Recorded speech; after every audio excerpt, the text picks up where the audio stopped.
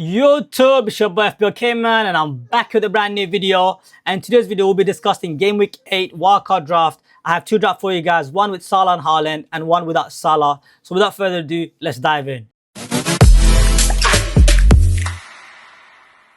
So the first draft I've got for you guys, as you guys can see on the screen, I'm starting with double Bournemouth D, which is Petrovic as well as Senesi. Senesi is a DEFCON beast and Petrovic provides exceptional value. And if you're going Salah Haaland draft, you do need to find value wherever you can.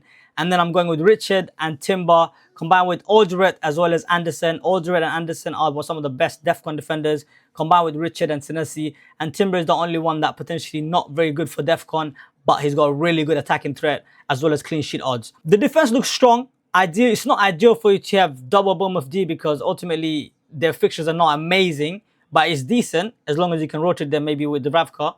But at the end of the day, the value is there and the defense is not that bad to double up on them. And a lot of people already have Senesi. Like, he's become really template now. He went from 4.5 million to 5 million now. To be honest with you, you can save the money if you wanted to back against Senesi, which is, I wouldn't recommend it. But you can go to Diakite maybe, or even Trafford. And that way, you can upgrade Petrovic to Pope. That's one thing you could do to differentiate yourself. Richard, as I said, you cover the Palace D, which is really strong, as well as Arsenal D with Timber. And Alderweireld is the best value defender at 4.1 million right now. Ideally, you want him at 4 million, but he's 4.1. If you can't afford him, maybe go for Roden, who's also good for DEFCON. But I do like Alderweireld because he's really good for DEFCON, as well as Anderson, whose fixtures are really good moving forward from game week 11 onwards. Of course, you got Dubravka as well as Kripe Jr. as the enablers. Ultimately, these guys, obviously, Dubravka, you can rotate him with Petrovic, as I said already. And then in midfield, you got Rice, Mo Salah, Enzo Fernandez, Semenyo, and Sarr. Like, this is a juicy midfield, guys. I'm not gonna lie to you. Rice has been like on a phenomenal run. Every game he started this season, he's got a return. And it's just like, well, I feel like these DMs this season, for some reason, like, or these CDMs and DMs, they're just returning for fun. Caicedo, Rice, Enzo, they've been on some consistent performance right now. Even Bruno, like, he done quite well. So I love this midfield. I'm not gonna lie to you. Like, honestly, I think the only difference is from, like, say for example, a non-Salah draft is that people will have Saka or an Eze maybe or Gordon, but the rest of it you already have covered. Like, you've got Enzo, Semenyo, Sarr, who's gonna be template, and then maybe an Arsenal attacker, and you already have Rice there to cover that, and your differential becomes Salah, believe it or not, right? I know he's still quite highly owned, but in terms of amongst engaged managers, a lot of managers sold him. I think he's already been sold by 500,000 managers. So if you wanted to go with this draft and chase and be a bit more brave and maybe captain Haaland most weeks to cover the EO, I think there's definitely something to gain there because Salah does play United at home next, as well as Brentford away. These are really good fixtures, honestly, and he could potentially hold, but obviously it's not looking like it at the moment. But the midfield looks really strong. Like, most non-Salah draft will have this type of midfield, except for Rice, as I said. But you have Salah to cover maybe Saka. And then the defense, the only difference is maybe that people will have Gabriel and Timber, but you have Timber there to cover Arsenal D regardless. So moving on to the forward position, you have Haaland as well as JP. I think non-Salah draft have another advantage is they're going to have maybe play 3-4-3 with more explosive striker, like someone like maybe Bowen, as well as maybe someone like a Automod, but still, like, you still have a really good midfield. You're going to play 3-4, 3-5-2. In most weeks, you're going to have good fixtures anyways. And these defenders, like, could be played in most weeks because of DEFCON. So there is an advantage to go with Salah Haaland draft, but obviously a lot of people don't want to invest 14.5 or 4 million in Salah, who's going to give you 2-6. So I do understand if you don't like this draft because you want to back against Salah. But for those who still believe in Salah or want to have a maybe Salah Haaland draft, this is probably the best one. And as I said, guys, if you cannot afford this draft, I think the compromise you make is maybe an Alderweireld, downgrade him to a Rodon, or maybe you take out Anderson and you go for a Rodon. Like, if you wanted to rotate Alderweireld and Rodon, maybe you could do that. And then potentially, if you wanted to maybe hedge your bets a bit more, maybe you downgrade Senesi to a Diakite, or maybe even Diakite is good for DEFCON, or maybe even go for Trafford, who's got a bit more attacking threat, or maybe you go for Diop, who's a bit of a differential, right, from West Ham. So this is where you can release some funds. Another option you have is that if you don't want double Chelsea attack, you can downgrade Enzo Fernandez and go for Reinders, for example, or a Caicedo, and then you could do Rice to Eze very easily.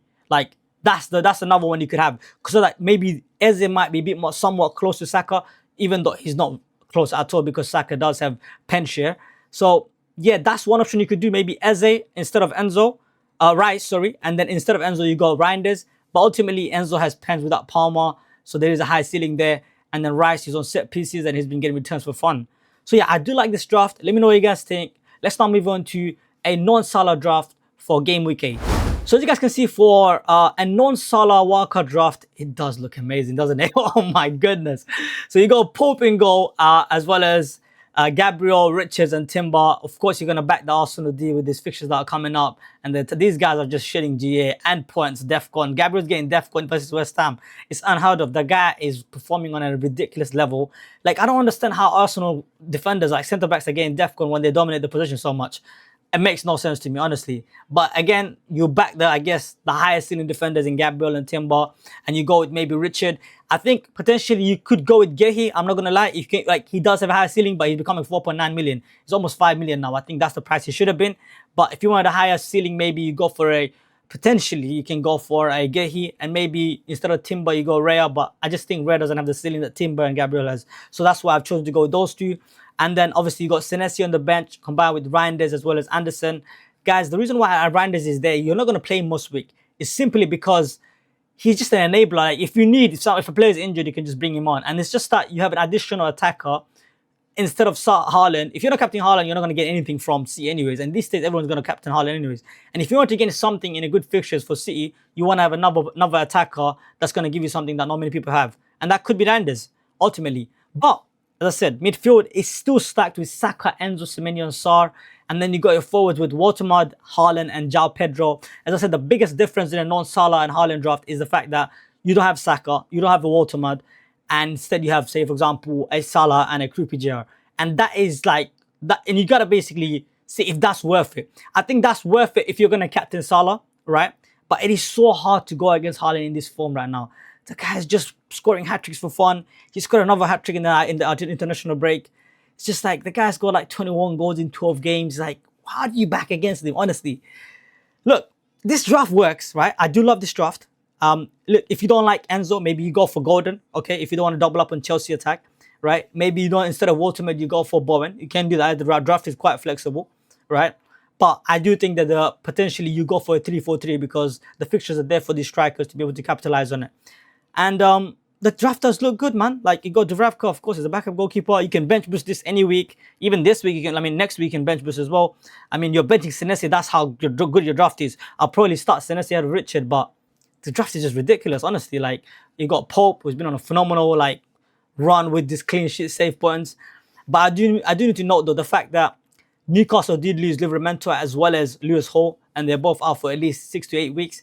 And that could somewhat compromise them defensively. They don't have that much depth in the left back and right back position. I think Trippier and Burn is playing there.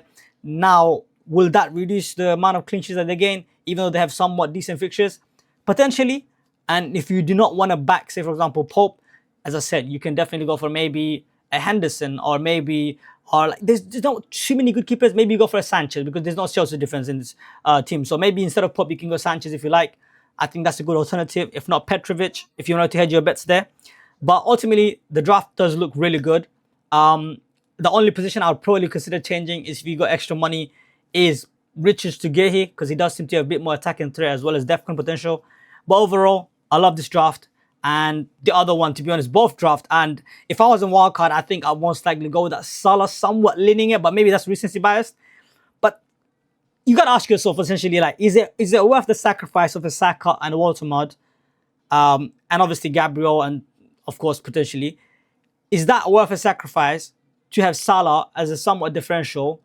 Or you think, no, I think those three can do enough damage for me to justify backing against Mo, especially because I'm not going to captain him. And in my opinion, if you're not going to captain Mo week to week, he doesn't justify his value, and it doesn't make sense to keep him. Because even if he gets 10 points or something like that, maybe a Gabriel and a Saka and Watermud combination will outscore, say, for example, Salah, Reinders, and I don't know, maybe a freaking Richard or something, right? It could, I don't know. Or maybe Raya, for example, in my case, and instead you guys have Gabriel. Guys, I might be on Wildcard in Game Week 9, and if I was on Game Week Wildcard 9, I think I would have something like this. And yeah, man, let me know what you guys think. I know a lot of you guys are on Wildcard in this IB, and a lot of you guys did want me to do a couple of drafts. So these are the 2 drafts I've come up with. Let me know what you guys think in the comment section below. Make sure to smash the like button. Make sure to subscribe. And I'm going to see you guys in the next one. Peace out.